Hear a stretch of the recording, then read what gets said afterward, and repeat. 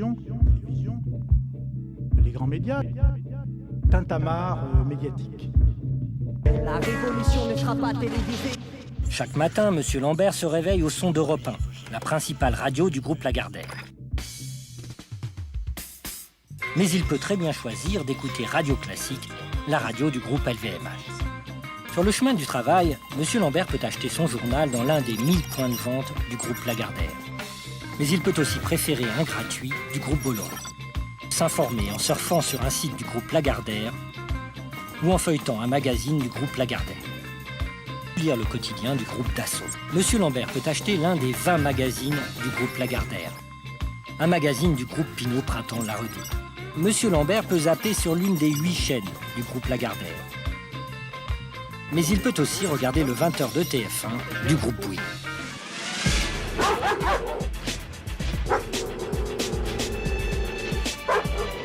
Tintamarre médiatique. Le conditionnel serait de rigueur, mais la rigueur n'accrocherait pas le lecteur, le spectateur, l'auditeur. Ceux qui pensent l'information, ceux qui mettent en scène l'idéologie. Le produit de ces préjugés. Les canards sont enchaînés, l'information se troque, se tronque. Il existe à Paris un lieu où la fine fleur des médias vient dîner tous les derniers mercredis de chaque mois avec le gratin du pouvoir politique et celui de l'argent. Le Siècle est un club privé dont les membres sont recrutés par cooptation au sein de l'élite française. Patrons, hauts fonctionnaires, journalistes, intellectuels, hommes politiques, chacun y observe une règle d'or. Rien de ce qui se dit à l'intérieur ne doit être répété à l'extérieur. Les stars des médias apprennent les mœurs du pouvoir et tendent l'oreille à leurs préoccupations.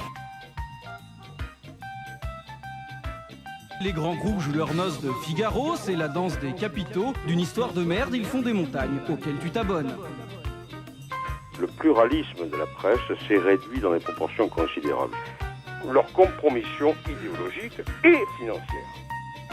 Tout pouvoir produit du secret. Les lecteurs se plaisent à lire ce qu'ils pensent déjà. Change de chaîne, change de chaîne. Un mercato digne des meilleures saisons de football. C'est Jacques Julliard qui ouvre le bal. Déçu par Denis Oliven, il part du Nouvel Observateur pour rejoindre Marie. Laurent Geoffrin, lui, lâche Libération pour prendre la place de Denis Oliven. Car ce dernier quitte le Nouvel Observateur pour aller diriger Europe 1 à la place d'Alexandre Bompard, qui lui est en partance pour la direction de la FNAC, que le même Denis Oliven avait quitté quelques mois plus tôt. Nicolas Poincaré, venu de France Info, débarque à Europe 1 pour succéder à Nicolas Demorand, qui prend lui la tête de Libération. Et c'est Arlette Chabot, partie de France 2, qui devient la nouvelle directrice de la rédaction d'Europe 1. Éric Istralevitch, après être passé par Les Échos et La Tribune, revient au Monde prendre la direction du journal à la place d'Éric Fotorino. Ainsi se construit le pluralisme de l'information. Au travers des parcours croisés d'une poignée de journalistes interchangeables qui sont chez eux partout. La révolution ne sera pas télévisée. Bonsoir. Pourquoi on ne peut pas réformer en France alors que tous les pays réforment autour de nous? C'est le thème de Culture et Indépendance ce soir. Peut-on engager des réformes en France? La France peut-elle s'en passer à l'heure de la mondialisation? Comment convaincre les Français du changement ou de la réforme? Vous accepteriez quand même une réforme? Parce que ce que tout le monde dit, c'est qu'on n'ose pas faire la J'essaie réforme. de comprendre, effectivement, c'est la difficulté de ce pays à faire des réformes. Pourquoi ça passe pas? Eh bien, qu'est-ce qui fait que dans ce pays, ça ne passe pas? L'opinion commence à comprendre qu'on ne retrouvera pas le chemin de la croissance sans renoncer à certains avantages acquis, à certaines rentes de situation. Je trouve que dans le passé récent, nous avons plutôt, malgré tout, pris des retards dans la question de la réforme. C'est ça qui est très inquiétant aujourd'hui. On ne peut pas annoncer aux Français toute une série de réformes difficiles mais nécessaires. On est au bout d'un cycle, au bout d'un système. Ça leur fait peur. Et ils ne veulent pas de changement. Est-ce que les Français sont devenus aujourd'hui hyper conservateurs? Et naturellement, ils rejettent tout, c'est la peur du changement. Les peurs, c'est pas seulement de perdre des droits acquis, c'est pas seulement de perdre ce qu'on a, c'est la peur que quoi que ce soit change.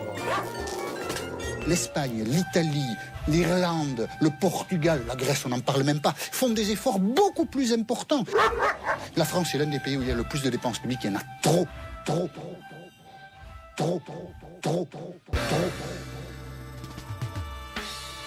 Les Menck, les Godet, les Lorenzi, les De Boissieu, les Eli Cohen, Daniel Cohen, toute cette armada d'experts qui nous ont expliqué ce qu'il fallait faire et où il fallait aller, nous ont amenés droit dans le mur.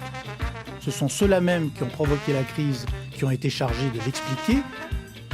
Pourquoi toujours les mêmes ? Pourquoi sont-ils aussi constants dans l'erreur ?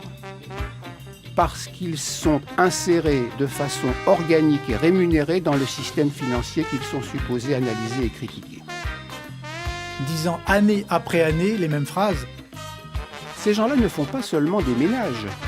Ce système ne lâchera pas. Ce système ne lâchera pas. Ce système ne lâchera pas. Ce système ne lâchera pas. L'amitié ne signifie pas forcément une prise de position.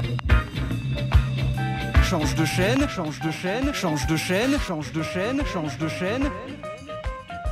Il y a des lignes blanches qu'il ne faut pas franchir. Dans le journal de 20h, Christian De Boissieu, économiste, Daniel Cohen, économiste, coup sur coup, ils annoncent que la crise est finie, que le système est très bien géré. 3 mois après, tout s'écroule. Tout s'écroule. C'est extraordinaire comment ils peuvent se planter. Daniel Cohen, qui est présenté comme le meilleur économiste de France par Alain Menck. L'histoire montre que le capitalisme, ça marche. Et l'économie mondiale est plutôt bien gérée. C'est du Menck grand cru.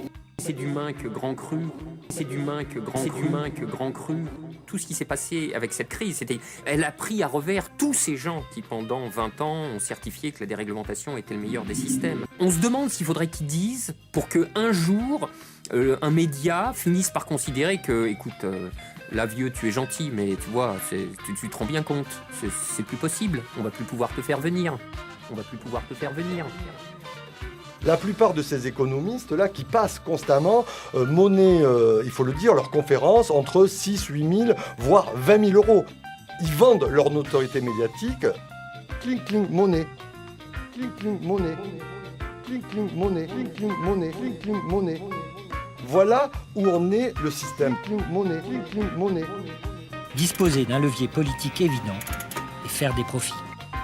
Les médiacrates. Actuellement, ils vantent le modèle allemand. Le taux de pauvreté en Allemagne est de 15 à 16%. Il augmente de plus en plus. Comme ils ont vanté le modèle anglais, le modèle irlandais, le modèle espagnol. Et l'économie mondiale est plutôt bien gérée. L'idée d'entreprise, de profit, de marché, enfin à la main qu'on parle avec des accents qui me bouleversent. L'idée d'entreprise, de profit, de marché, enfin à la main qu'on parle avec des accents qui me bouleversent. Même si journalistes et experts s'entendent sur l'essentiel, il faut quand même conserver les apparences du débat démocratique. La démonstration est faite que le système ne changera pas de l'intérieur. On démontre que ce sont aussi des bouffons et qu'on peut leur filer des petites baffes pour les faire tomber de leur piédestal. La révolution ne sera pas télévisée. On démontre que ce sont aussi des bouffons et qu'on peut leur filer des petites baffes pour les faire tomber de leur piédestal. Et s'informer un homme libre.